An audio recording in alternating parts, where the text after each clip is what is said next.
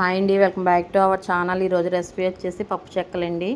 ఇవి టేస్ట్ అయితే చాలా బాగుంటాయి. చూడండి, క్రిస్పీగా కూడా ఉంటాయండి. వీడియోలో చూపిస్తున్నాను కదా, మీరు కూడా ట్రై చేయండి, ఖచ్చితంగా అందరికీ నచ్చుతాయండి.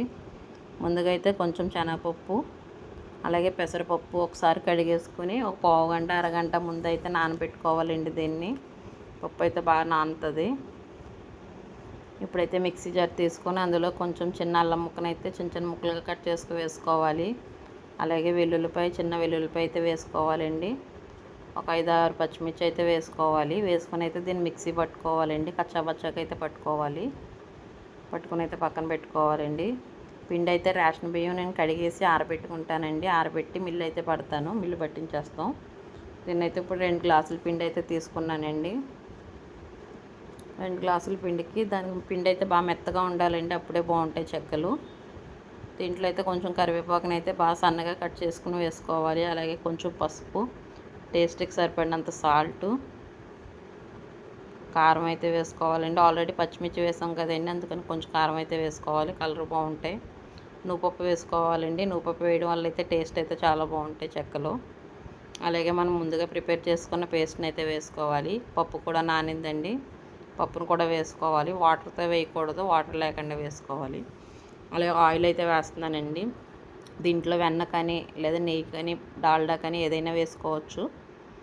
వేసుకుంటే గుల్లగా వస్తాయండి, టేస్ట్ కూడా బాగుంటాయి. అందుకనైతే వేసుకొని అవన్నీ వేసుకున్న తర్వాత అయితే బాగా కలుపుకోవాలండి. ఈ సాల్ట్ కారం అంతా కలిసేటట్టు అయితే బాగా కలపాలి పిండిని. ముందుగానే నీళ్ళు అయితే నేను కాచి చల్లార్చానండి. మరిగి నీళ్ళు అయితే పోసేయకూడదు, చెక్కలకి ఆయిల్ అయితే లాగేస్తాయండి. ఒకసారి మనం స్టవ్ కట్టేసుకుని అయితే నీళ్ళు వేసుకోవాలి. వేసుకొని కొంచెం కొంచెంగా వాటర్ యాడ్ చేసుకుంటూ అయితే కలుపుకోవాలండి. ఒకేసారి అయితే వేయకూడదు. ఇలా ఈ విధంగా అయితే కొంచెం కొంచెం వాటర్ వేసుకుంటూ కలుపుకోవాలి. నీళ్ళు వేడిగా ఉండడం వల్ల అయితే ఫస్ట్ నేను గరిటతో కలిపానండి పిండి. ఎక్కువ ఒకేసారి అయితే వాటర్ వేసేస్తే మళ్ళీ పలచగా అయిపోతుందండి. పిండి పలచన అయిపోతే ఆయిల్ అయితే బాగా లాగేస్తాయి. పిండి అయితే గట్టిగా ఈ వీడియోలో చూపిస్తున్నాను కదండి, ఇదే విధంగా బాగా మదాయించి కలుపుకోవాలి. కలుపుకున్న తర్వాత దీన్ని ఒక పావు గంట అయితే పక్కన పెట్టేసుకోవాలండి. బాగా నానుతుంది పిండి అయితేనే చెక్కలు బాగా వస్తాయి మనకి స్మూత్గా. ఇప్పుడైతే చేతికి కొంచెం ఆయిల్ అప్లై చేసుకుని ఉండలు అయితే చేసుకోవాలండి. చిన్న చిన్న బాల్స్గా చేసుకోవాలి. ఈ చెక్కలు అయితే చిన్న చిన్నవి చేసుకుంటేనే టేస్ట్ అయితే బాగుంటాయండి. మనం ఉత్తుకోవడానికి కూడా ఈజీగా ఉంటుంది.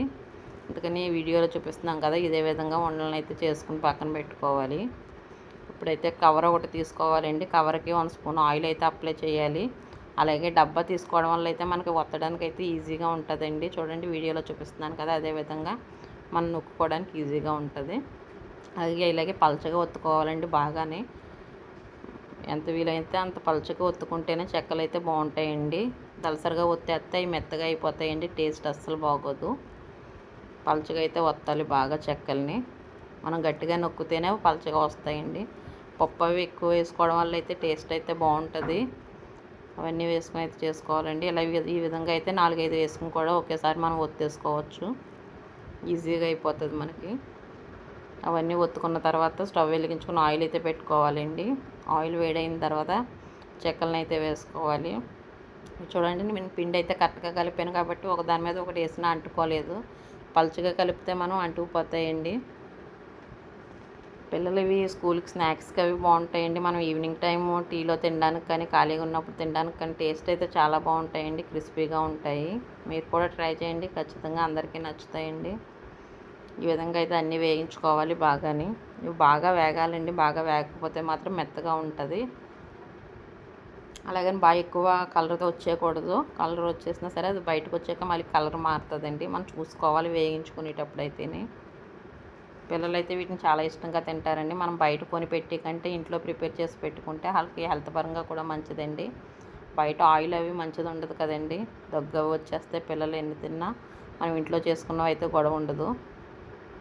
ఈ విధంగా అయితే పిల్లలకి చేసి పెట్టండి, హెల్త్ పరంగా మంచిదండి, టేస్ట్ కూడా బాగుంటాయి. అంతే అండి, పప్పు చెక్కలు అయితే రెడీ అండి. వీడియోలో చూపిస్తున్నాను కదండి, చాలా క్రిస్పీగా వచ్చే చెక్కలు అయితే మీరు కూడా ట్రై చేయండి, ఖచ్చితంగా అందరికీ నచ్చుతాయండి. మా వీడియో చూస్తున్నారు కానీ లైక్ చేయట్లేదండి, ప్లీజ్ లైక్ చేయండి. కొత్తగా ఛానల్ చూసే వాళ్ళు అయితే సబ్స్క్రైబ్ చేసుకోండి. మా వీడియోస్ లైక్ చేయండి, షేర్ చేయండి, సబ్స్క్రైబ్ చేయండి. Thank you for watching video.